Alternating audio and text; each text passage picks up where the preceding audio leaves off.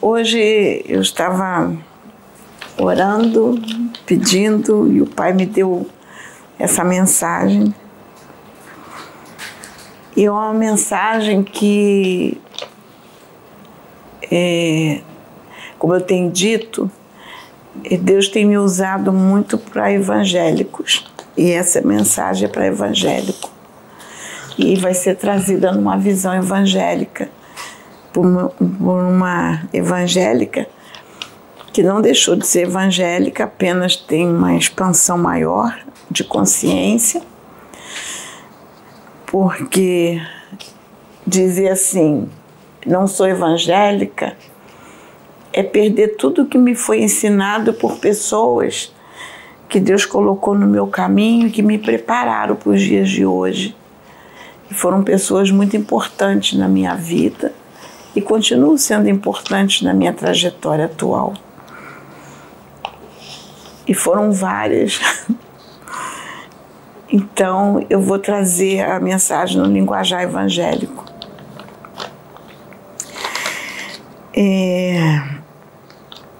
Tem uma mensagem no livro de Isaías, que está lá no capítulo 29 de Isaías, que Deus diz assim: esse povo se aproxima de mim com a boca e me honra com os lábios, mas o seu coração está longe de mim. A adoração que me prestam só é feita de regras ensinadas por homens. Por isso, uma vez mais, deixarei atônito esse povo com maravilha e mais maravilha. A sabedoria dos sábios perecerá. A inteligência dos inteligentes se desvanecerá.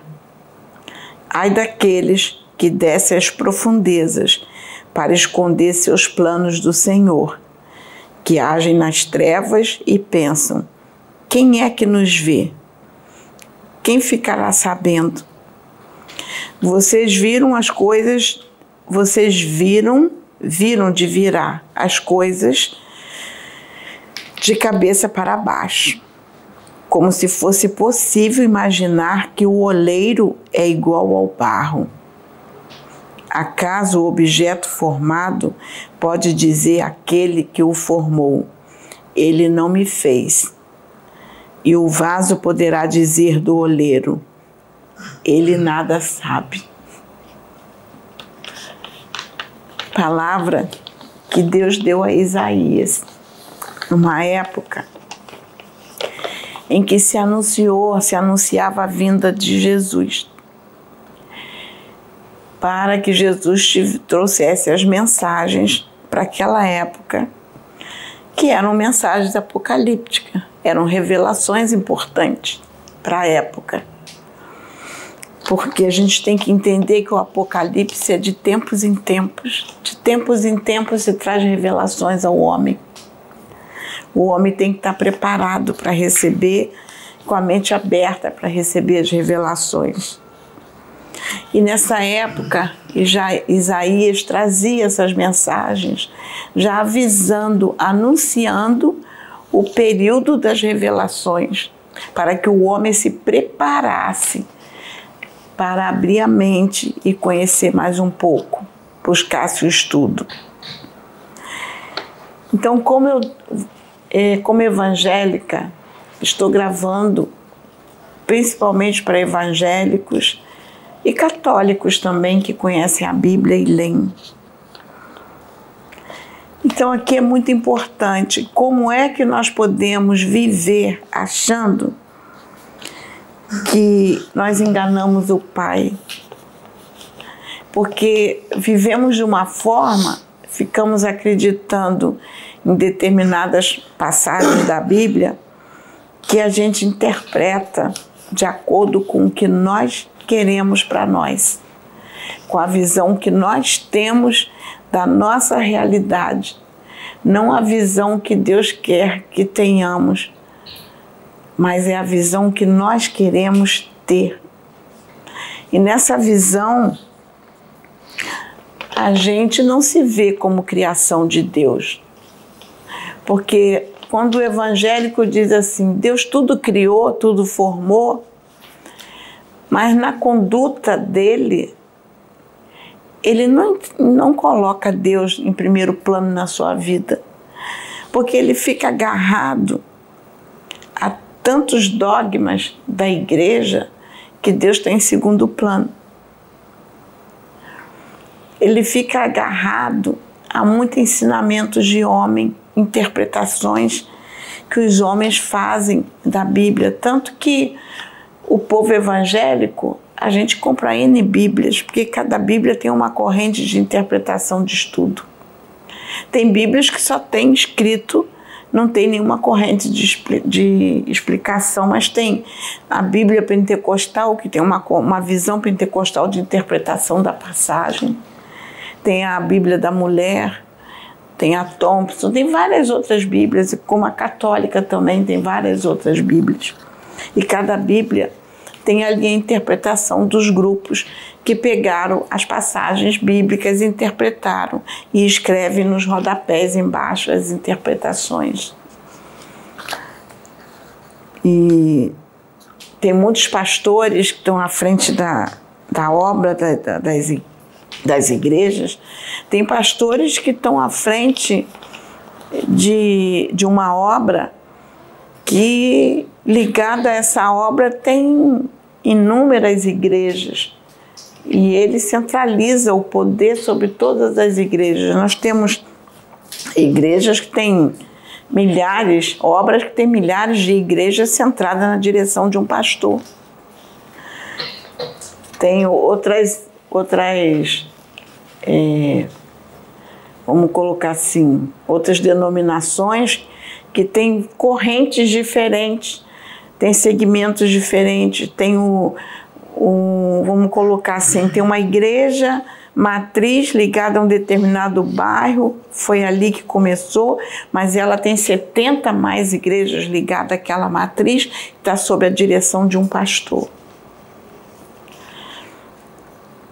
Então, quando se coleta os valores daquelas igrejas, um montante maior vai para a sede, vai para a igreja principal, vai para aquele pastor que dirige aquela igreja principal. Ele centraliza os recursos para ele. Também não é diferente, a gente vê que a Igreja Católica tem também uma direção que centraliza todos os recursos, vão para aquela direção. É a mesma coisa na Igreja Evangélica, só que a Igreja Católica tem talvez tenha poucas divisões menores do que é na Igreja Evangélica, que são várias denominações. Então nós temos muitos pastores à frente de uma grande obra. Um pastor centralizando 70 igrejas, 80 igrejas, 100 igrejas, milhares de igrejas. Então é assim que está o mundo evangélico. Eu venho de uma denominação que tem várias igrejas centradas numa direção, em que tudo que é arrecadado nas outras igrejas tem que enviar para a sede. E o dinheiro é usado da forma que eles acham mais adequado. Às vezes tem que pagar aluguel, outras coisas, mas também se faz salários. Então isso é o que nós estamos vivendo atualmente no mundo evangélico. Eu acho que são poucos os pastores, vamos colocar poucos, que realmente são levantados para estar à frente de uma obra, que foram levantados por Deus. Tanto que na palavra diz que há pastores levantados pelo homem e pastores que Deus levanta. E uma das coisas que eu sempre orei a Deus, eu dizia para Ele: Senhor, era muito fácil, se eu quisesse ser pastora, podia ser uma pastora. Tinha qualificação para isto. estava estudando. Mas eu dizia assim para Deus: Senhor, eu não quero ser levantada pelo homem. Se eu tiver que ser uma pastora, tem que ser levantada por Ti. Só que a minha missão não é pastoral. Deus botou outra missão na minha mão, importante. E eu não vou brigar pelo pastorado. E nunca briguei. Porque ser pastor é uma responsabilidade muito grande. Mas também tem funções que Deus nos coloca em que a responsabilidade é muito maior do que ser um pastor. E a responsabilidade que Deus colocou nas minhas mãos, eu acho que é muito maior do que um pastorado. Muito maior. E eu vejo esse mundo da disputa de ser um pastor a qualquer preço, porque dá status, e não só status, muitas das vezes até retorno financeiro. E dá mesmo. Então são poucos aqueles pastores levantados por Deus. E eu digo que, vou usar no linguajar evangélico, esses pagam um preço muito grande. Pagar preço é padecer mesmo para se manter ali firme. Porque ele tem que ter a responsabilidade de entender que ele tem um rebanho para guiar, ele tem que estar numa posição com Deus, e aquelas vidas serão cobradas das mãos dele, dependendo da direção que ele vai dar para as vidas, vão ser cobradas. Eu tenho um irmão que é pastor, eu tenho um irmão que eu tenho uma admiração imensa por ele. Ele foi um pastor levantado por Deus, e ele paga preço pela obra, paga. Ele chora pelas ovelhas que Deus botou na mão dele para cuidar. Meu irmão vive da aposentadoria dele, ele não tem salário de pastor. Pedro conhece e sabe a seriedade do trabalho que ele faz. É um trabalho muito bonito, ele expõe a vida dele pelas ovelhas. Ele vai em locais que vocês nem imaginam. Agora ele está feliz da vida que ele conseguiu um carrinho. Que Deus tinha prometido de botar esse carrinho na mão dele. Ele agora conseguiu um carrinho para fazer a obra, porque ele ia de ônibus. Ele ia de trem, de ônibus. Ele levantava, preparava a refeição para atender as pessoas na rua. Levava bolsas com a comida de ônibus. Quando melhorou um pouquinho, ganhou um pouquinho de dinheiro, ele pôde alugar um Uber, pagar um Uber para ir levar. Ia, sabe para onde?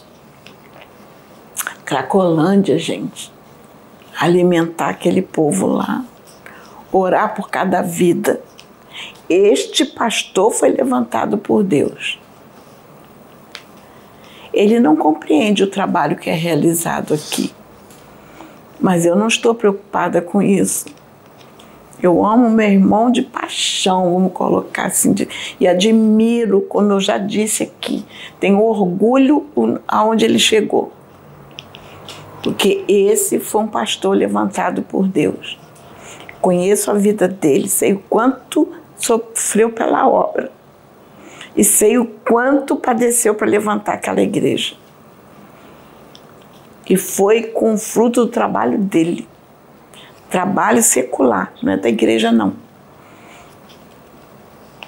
Tá? Com o fruto do trabalho dele. Então, esses são pastores levantados por Deus, têm amor às vidas. Amor às ovelhas que Deus coloca nas mãos dele para zelar. Tem as limitações? Tem. Esse irmão, se ele assistir um dia esse vídeo, eu sei que vai ser impactante o que eu vou falar agora, mas é um Exu encarnado. É um Exu encarnado lá, batalhando pelas vidas. Muitos dos que estão na mão dele, o Senhor já falou, são quiumbas que ele resgatou. Está lá zelando por essas vidas. Então, foi um pastor levantado. Mas também a gente tem aqueles que se ordenaram pastor, mas não tiveram a unção de Deus sobre eles. Então, no coração deles, o que mais existe é o poder.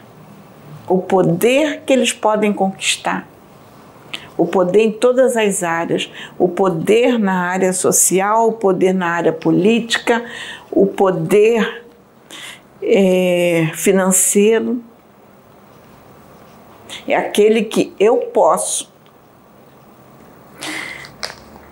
Por isso que aqui Isaías já dizia, que o Senhor dizia para ele, aqueles que me honram com os lábios, mas eu não estou no coração.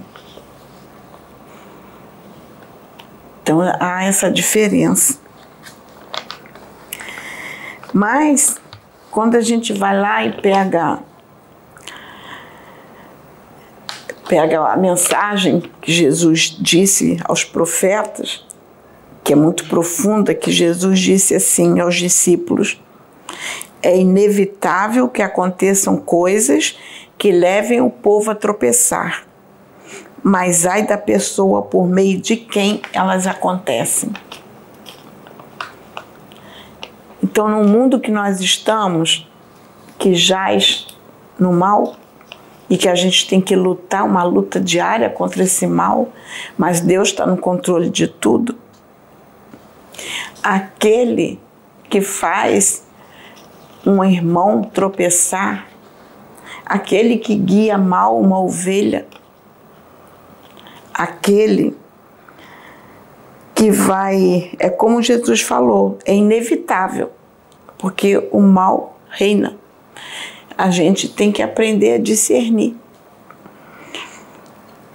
Mas levando o povo, conduzindo o povo por um caminho complicado, se ele é uma liderança e não está cumprindo muito bem, se fizer o povo tropeçar, aí Jesus diz, ai da pessoa por meio de quem essas pessoas tropeçam. Então, esses pastores da mídia, esses grandes pastores, e muitos que a gente até nem conhece, que não estão na mídia, que a gente não conhece, mas que seguem, idolatram esses pastores e seguem a escolinha desses pastores, acham que eles são maravilhosos, que eles estão certos. Lembrem, ai daquele que faz as ovelhas tropeçar. Olha o que nós estamos vivendo hoje no nosso país. O ódio imperando nos corações, estou citando, porque esses dias eu fiquei vendo muita reportagem para poder trazer, fiquei acompanhando. O caso do menino que precisava de uma cirurgia da vista, e a falta de amor por causa dessa... E por que as pessoas estão firmes ali naquelas posições? Quanta liderança religiosa incentivando. Quantos dali não são evangélicos, quantos dali não são católicos, quantos que estão ali de várias outras religiões, mas eu estou falando para evangélico. Quantos evangélicos ali, seguindo a liderança do seu pastor, seguindo a liderança pastoral que ele admira, que ele acha que está certo, correto, ele não consegue nem avaliar que essa conduta foi total falta de amor e não bate com a mensagem que Cristo deixou. Amar ao nosso próximo como a nós mesmos. Ele nem ao menos se deu falando assim, se permitiu reavaliar, nem se colocar no lugar do menino. Ele podia ter pensado, quem sabe, ele até tem filho, podia ter pensado, se meu filho estivesse perdendo a visão, como é que eu agiria? Isso foi total falta de amor. A mensagem do Cristo está muito longe. Então, ali, aqueles que estão lutando pelo lema, achando que Deus, pátria, família, o amor não está. Está da boca para fora, como diz aqui, ó. Está aqui em Isaías, da boca para fora. Deus não está ali. Então nós vamos voltar lá em Isaías, quando diz aqui, ó, esse povo se aproxima de mim com a boca e me honra com os lábios, mas o seu coração está longe de mim. Me desculpe, irmão, mas amor não tem no seu coração. E Deus não está nele. E a responsabilidade não é só tua, é daqueles que te ensinaram a agir desta forma. Quem estava, se é um pastor, seja a liderança espiritual, te ensinou a agir desta forma.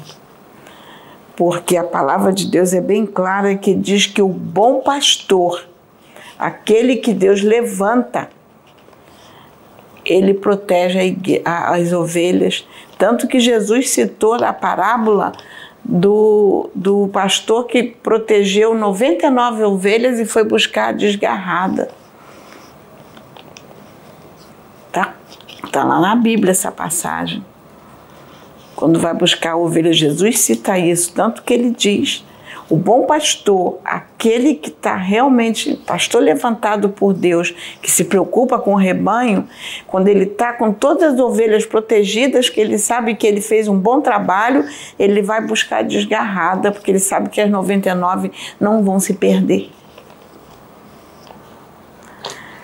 Mas a gente não vê isso no tempo que nós estamos vivendo. Aí tem uma outra passagem que eu vou trazer aqui, porque o que eu quero abordar, eu preciso dessa passagem, que diz assim, Jesus, no caminho para Jerusalém, Jesus passou pela divisa entre Samaria e Galileia. Ao entrar num povoado, 10 leprosos dirigiram-se a ele. Ficaram a certa distância e gritaram em alta voz, Jesus, mestre, tem piedade de nós. Ao vê-los, ele disse, vão mostrar-se aos sacerdotes. Enquanto eles iam, foram purificados.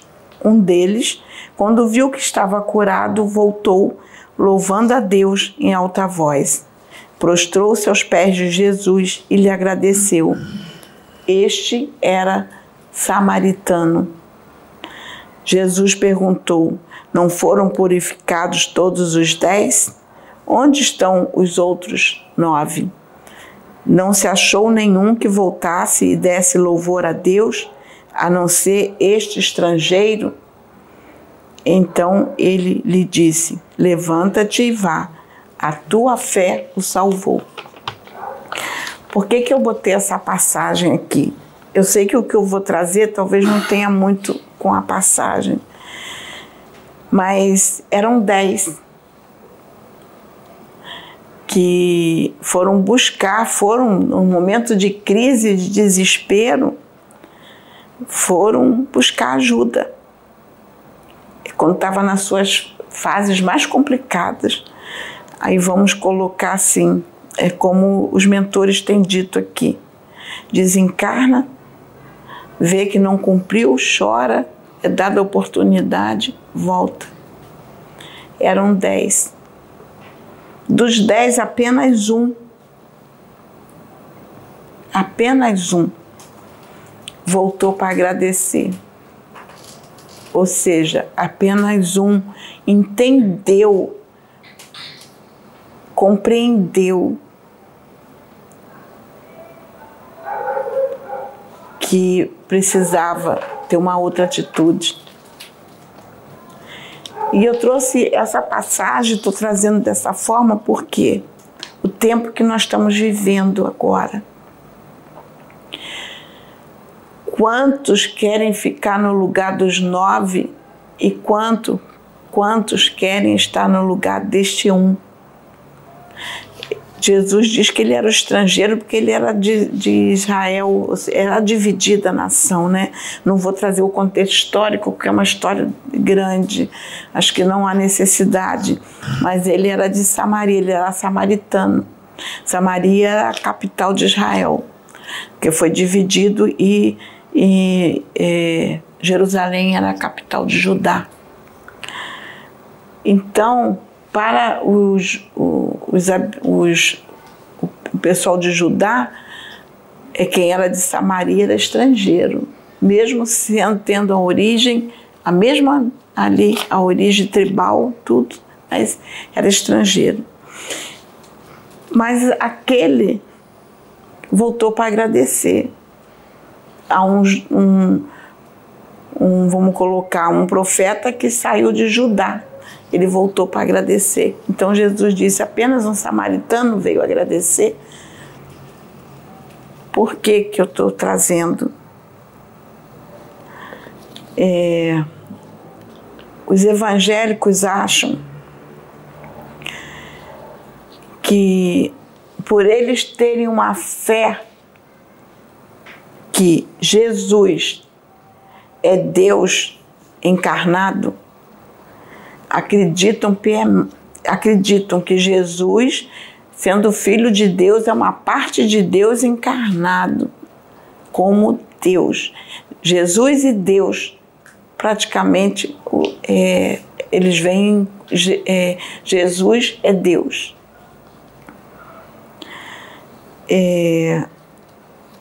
E a gente tem o hábito de dizer, os pastores pregam, que nós somos filhos de Deus porque nós somos por adoção, porque nós aceitamos Jesus como nosso único Salvador. No momento que você aceita Jesus como seu único Salvador, você passa a ser filho adotivo de Deus, por adoção através de Jesus. Deus não vai fazer nada por você que não seja através de Jesus. E aí também fala que a gente não precisa recorrer a santos. Você não precisa pedir nada para ninguém. Você vai direto a Jesus. Jesus é o único que pode fazer alguma coisa por você. Só que ele não entende que ele é o único que realmente pode fazer alguma coisa por ele. Jesus não vai fazer aquilo que compete a ele.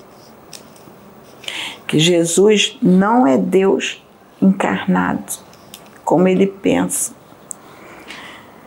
E nós não somos filhos por adoção, nós somos criação de Deus, assim como Jesus.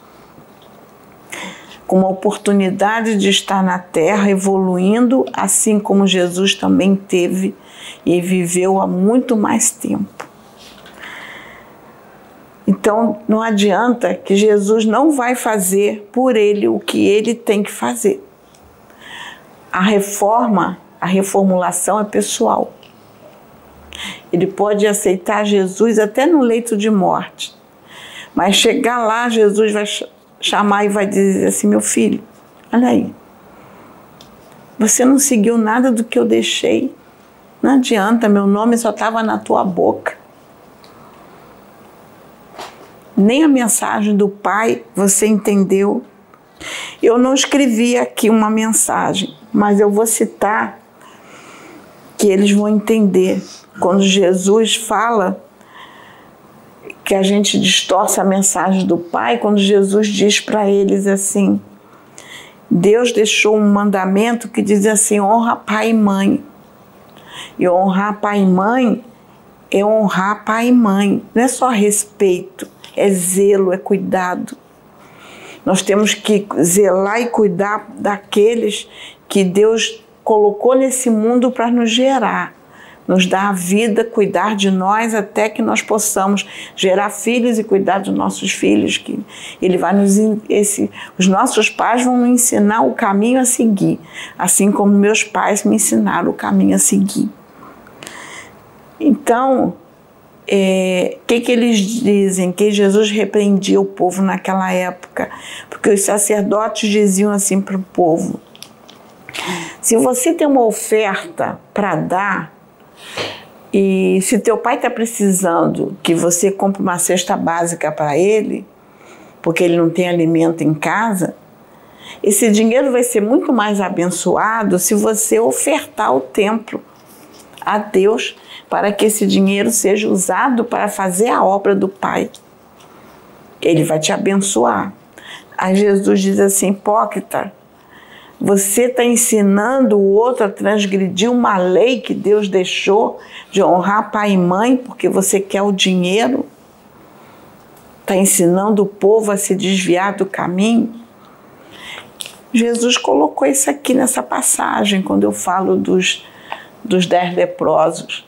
Está aqui. Só um voltou para agradecer, porque só um entendeu a mensagem de amor que Jesus deixou. Os outros não. Só um entendeu. E é isso nós estamos vivendo aqui nessa época. Quantos pastores estão interpretando os mandamentos de Deus, os 2 mandamentos principais: amar a Deus, confiar, saber que Ele está com o controle de tudo que ocorre no universo e aqui na Terra. Não cai uma folha sem a permissão dEle. Tudo está no controle. Eu vou trazer um contexto que vocês não estavam aqui, estou falando em relação aos médios, nessa época vocês não estavam aqui conosco. Só nessa época só estava eu, Pedro e Sabrina. E o Pedro vai lembrar quando uma vez foi Jesus que falou para nós, que Deus, usando, foi Jesus, falou assim: eu já mexi na política deste país, já sacudi a política, mais de uma vez Deus já sacudiu. E Ele falou: e vou eu sacudir de novo. Nessa época só estava eu, Pedro e Sabrina. E Deus falou: os que estão entrando na política, não é o político que Deus quer para esta nação. Mas sabe por que não é o político que Deus quer para essa nação? Porque nós ainda não estamos preparados. Nós não somos fraternos o suficiente para ter um governo de fraternidade. Porque ainda impera sistemas de governo no nosso país que não tem um sistema de governo no nosso país que é o sistema que Deus quer para nós. Não tem. Nenhum. Fica essa luta de um sistema de governo contra outro sistema de governo, dizendo que aquele sistema não presta, aquele não presta. Nenhum deles está sintonizado a Jesus. Porque o sistema de governo que Deus quer para esta nação e para esse planeta ainda não conseguiu ser instalado. Ainda virá. Por isso que quando Jesus diz que ainda não tem aqui o governante que Ele quer para esta nação, porque nós não estamos preparados ainda para este governante. Porque esse governante ainda não chegou aqui, porque ele tem que ter uma visão fraterna. E nós não temos um sistema fraterno. Nosso sistema é um sistema demoníaco, vamos colocar assim. Porque ainda não é o sistema que Jesus quer para o planeta. É um sistema reptiliano. Obrigado. Eu não lembrei dessa palavra. É esse sistema que nós temos. É um sistema de que cada um por si e Deus com a misericórdia dele em cima de todos, tentando socorrer naquilo que pode. Porque farinha pouco, meu quinhão primeiro. Então é aquela luta, disputa pelo poder. É isso que nós temos. Então não adianta perdermos tempo brigando por sistema de governo, que vocês estão sendo enganados. Vocês estão brigando por um sistema que é tudo igual. É tudo farinha do mesmo saco. São sistemas que não existem aqui. São sistemas que existem aqui, mas o sistema que Deus quer ainda não chegou. Então, qualquer sistema de governo que vocês escolherem, enquanto tiver essa mentalidade de falta de amor, vai levar vocês para a mesma situação. Não tem mudança. E a responsabilidade do pastor, do dirigente espiritual é grande, porque eles também ficam ensinando o povo a brigar por um sistema político que eles sabem que todo sistema político que está aqui na Terra ainda não é o sistema de Jesus. O sistema de Jesus é fraterno, e fraternidade aqui não existe. Há de convir pelas condutas dos nossos pastores, a maior parte deles, que apoiando essas lutas nas ruas, apoiando tudo isso que está acontecendo e sabendo, porque está lá na palavra, depois quando chegar no momento, lá no ajuste de conta, não vai dizer, ah, Senhor, não sabia. Sabia sim, porque lê a Bíblia. E está bem claro lá na Bíblia quando diz, quando o Senhor fala, está bem claro lá. E eu vou repetir aqui, que diz, é inevitável que aconteça coisas que levem o povo a tropeçar, mas ai da pessoa por meio de quem eles tropeçam. Está escrito. E vai ser cobrado. Porque aquele que mais lhe é dado, mais é cobrado. Se ele está à frente de um grande trabalho, de uma imensidão de igrejas, ele se colocou nessa posição, ele buscou essa posição, não tenha dúvida que todas essas vidas lhe serão cobradas de suas mãos. Então é bom começar a pensar agora de forma fraterna, voltar a ler a Bíblia sem a tua interpretação pessoal. Comece a deixar Jesus entrar no seu coração, tirar ele da boca e deixar ele entrar no coração. Já passou do tempo. E isso, no outro dia, quando eu gravei, que no final da gravação, quem percebeu, viu que eu fui canalizada. E Jesus canalizou comigo. E Jesus falou que ia mostrar tudo o que estava no oculto. E falava para o evangélico, para o pastor. Então, meu irmão pastor, comece a se preparar. Porque já chegou o momento da cobrança. E ela está vindo. E não está vindo de cavalinho, não, é avião. Vai vir voando e rápido, está às portas, porque a mudança tem que começar já. Já passou do tempo, então a partir do ano que vem, já vai começar. E para finalizar, vou para a última passagem da Bíblia que eu peguei, que está lá no livro de Crônicas, capítulo 7, que diz assim, Deus falando para Salomão. Se o meu povo, que se chama pelo meu nome, se humilhar e orar, buscar a minha face e se afastar dos seus maus caminhos, dos céus o ouvirei, perdoarei o seu pecado e curarei a sua terra. Isso aqui foi Deus falando para Salomão, porque Salomão foi santificar o templo a Deus, porque Davi queria construir esse templo de adoração a Deus. E Deus disse para Davi, não, você não vai edificar esse templo porque tem sangue nas tuas mãos. que Davi foi muito belicoso, tirou muitas vidas e teve conduta assim que ele tinha sangue nas mãos pela conduta dele. Alguns ele não tirou, ele não matou, mas ele mandou matar. E fez sabendo que estava errado e fez. Sabia que estava errando, tinha consciência do erro dele e fez. Não respeitou Deus.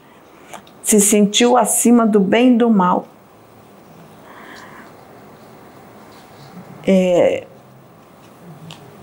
E aí Deus usou o profeta e disse para ele: você não vai levantar esse templo, tem sangue nas tuas mãos, mas o teu filho que eu vou levantar como rei, esse vai edificar o templo, que foi Salomão. E Salomão, quando começou o reinado, ele tinha um propósito com Deus, tinha um coração bom, mas depois ele se desviou no poder, a ganância pelo poder. Ele se desviou e o povo foi massacrado. Ele foi um governo que cresceu no apogeu financeiramente? Sim, muito. Foi a época mais rica, em que Salomão era conhecido como aquele que multiplicava e fazia dinheiro. Mas o povo sofria, porque os impostos que o povo tinha que pagar eram um massacre que o povo padecia. E Deus disse para Salomão, disse para Davi, no erro de Davi, perdão, teu filho Salomão vai assumir o reinado e vai construir o templo. Mas Deus falou, mas eu vou tirar o trono das mãos. A espada não sairá de dentro da tua casa, como não saiu. A espada não saiu da casa de Davi. E Davi viu a família dele ser destruída. Viu guerra, quer dizer, eu digo que viu porque é um espírito imortal. Ele desencarnou, mas viu tudo o que aconteceu. E Israel foi dividido. Ficaram 10 tribos com Jeroboão, que foi um revolucionário para a época, levantou uma rebelião dentro de Israel e foi apoiado, teve um apoio popular, o povo apoiou Jeroboão e Jeroboão ficou com 10 tribos, governando 10 tribos. E Roboão, filho de Salomão, que sucedeu ao trono, ficou apenas com 2 tribos, como rei de Judá, ali só com 2 tribos apoiando ele. Então esse poder foi reduzido. E não é diferente do que nós estamos vivendo hoje. Nós estamos vivendo as mesmas coisas, nós estamos vendo uma nação se dividindo por causa de questões política e espiritual. Política e espiritual. Mas Deus não vai permitir que aconteça a divisão. Deus tem sido bem claro. Ele tem dito que Ele vai mostrar tudo que está no oculto, vai trazer as claras, porque Ele vai começar a derrubar as máscaras e tudo tem que ser mostrado, porque o que está em jogo é o poder.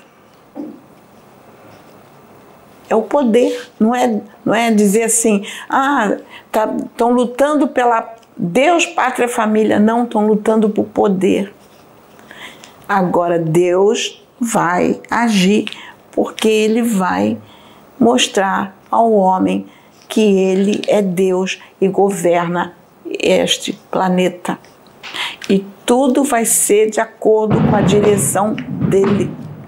E Ele vai novamente mexer na política. Por isso que naquele dia, quando canalizou, que disse que ia sacudir a figueira, se prepara, que a figueira vai ser sacudida. Muito sacudida. As máscaras realmente vão cair. E depois não adianta dizer assim, eu sou de Jesus, eu aceitei Jesus como meu único Salvador. Não aceitou não, irmão. Jesus nunca entrou no teu coração. Estava da boca para fora. Comece a pensar agora em reavaliar os teus conceitos. Reavaliar as tuas posturas.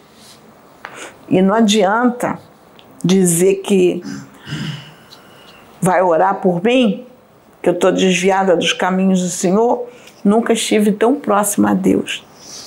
E não adianta dizer que está com pena de mim, que eu estou endemoniada. Meu filho, aquilo que tu pensa que é demônio, Exu, não é demônio. São enviados do Pai que na igreja a gente chama de varão de guerra. Sabe aquele varão de guerra, irmão, que tu fica buscando lá na palavra, lá dentro da igreja, invocando o varão de guerra? Deus manda Exu lá para te ajudar. É varão de guerra. Está lá lutando. Sabe aquele pastor que tu acha que é antiquado, porque está ali, ó, firme na presença do Pai, como o meu irmãozinho lá, que eu tenho uma grande admiração por ele. Ele tem as limitações de não entender esse trabalho, sim, mas está fazendo uma obra linda. E o caminho dele, ele vai voltar, vai fazer uma obra maior ainda, que ele vai voltar com uma nova consciência, porque o trabalho dele é lindo. Quantas vidas ele está resgatando. Ele não está brigando por poder, não. Ele está lutando pelas vidas. E quem conhece o trabalho dele admira. Está lá e continua lutando. E não tem muito estudo, não. Agora que o meu irmão conseguiu estudar um pouquinho, conseguiu terminar o 2º grau dele com a idade que ele está, e está fazendo a faculdade de teologia para conduzir melhor o rebanho, com mais conhecimento, porque ele não... Mas ele faz uma pregação que você acha que ele tem um conhecimento maravilhoso. Não tem não, meu irmão. Mas Deus nunca deixou de usar ele. Com pouco conhecimento que ele tem, com pouco estudo. Ele foi estudar depois de velho, terminar o 1º grau, o 2º grau, e esse meu irmão está com 60 anos, agora que está fazendo a faculdade de teologia, foi criar os filhos, está lutando, está lá. Não tem muito conhecimento, não. Esse conhecimento que a gente está buscando aqui nem chega perto dele, mas o trabalho dele é lindo. Sabe por quê? O amor às vidas está no coração dele. Não é o poder que ele quer, é as vidas que ele está lutando para resgatar. E está lá fazendo um trabalho bonito. Assim como ele, eu estou citando o meu irmão, mas são muitos pastores assim. Não estou generalizando. Tem muitos assim.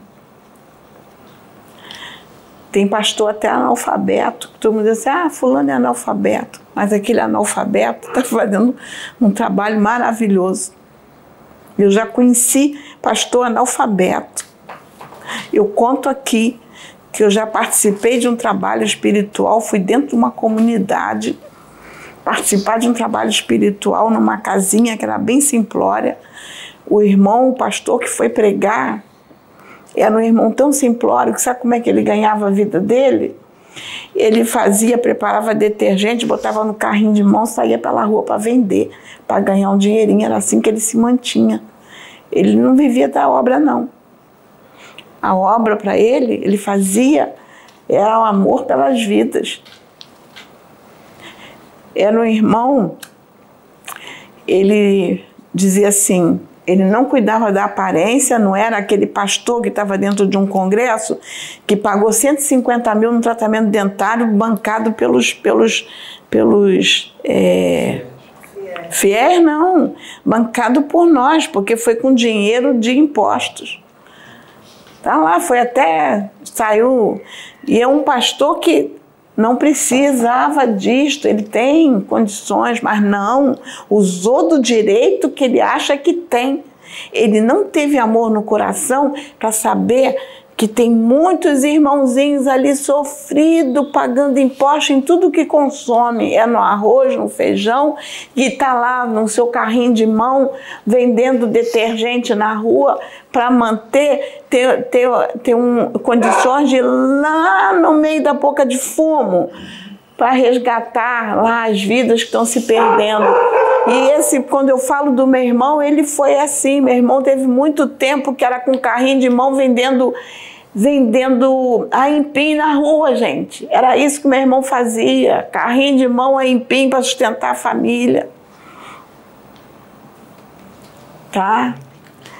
Eu estou trazendo essa mensagem para que os grandes líderes das grandes igrejas comecem a pensar, que são os sacerdotes da época de Jesus, são os fariseus, são os saduceus, todos da época de Jesus.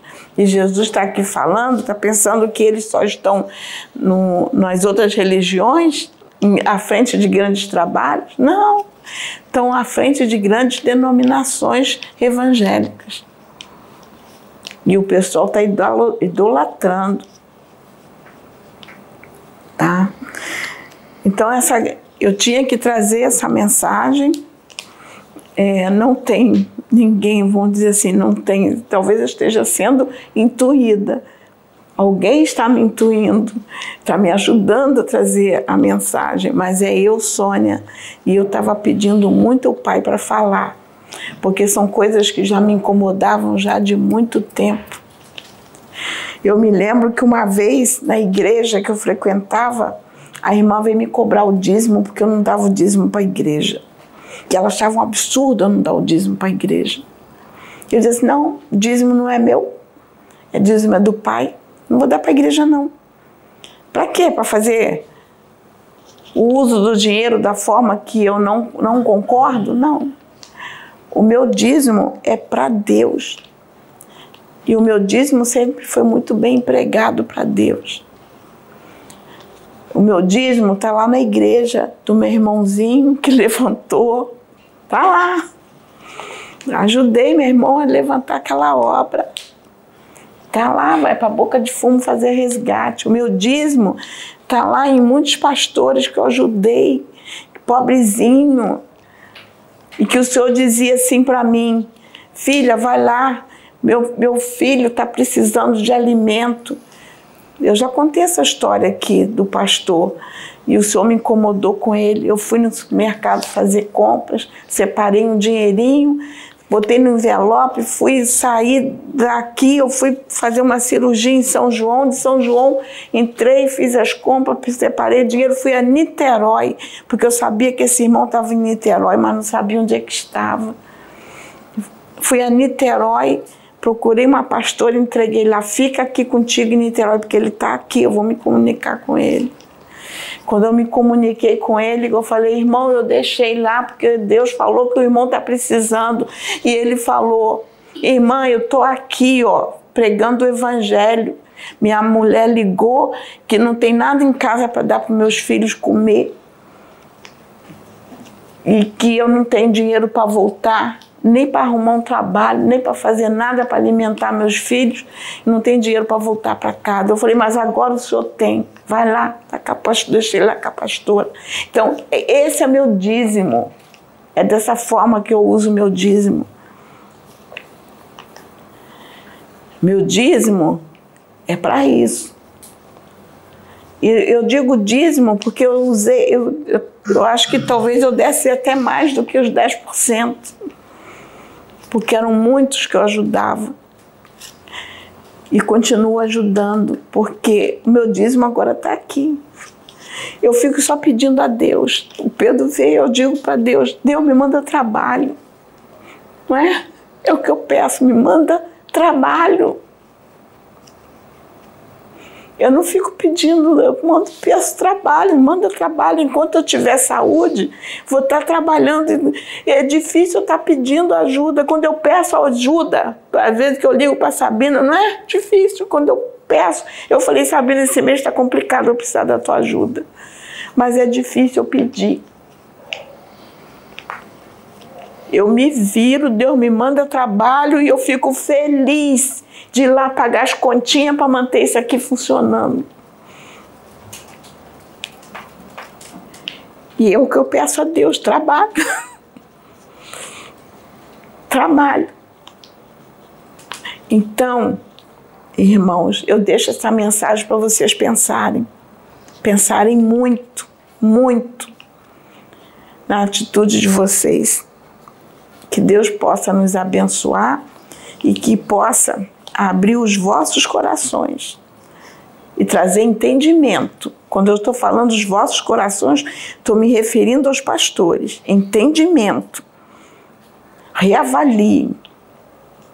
Reavaliem muito, porque o tempo está passando. Que Deus nos abençoe. Amém. Amém.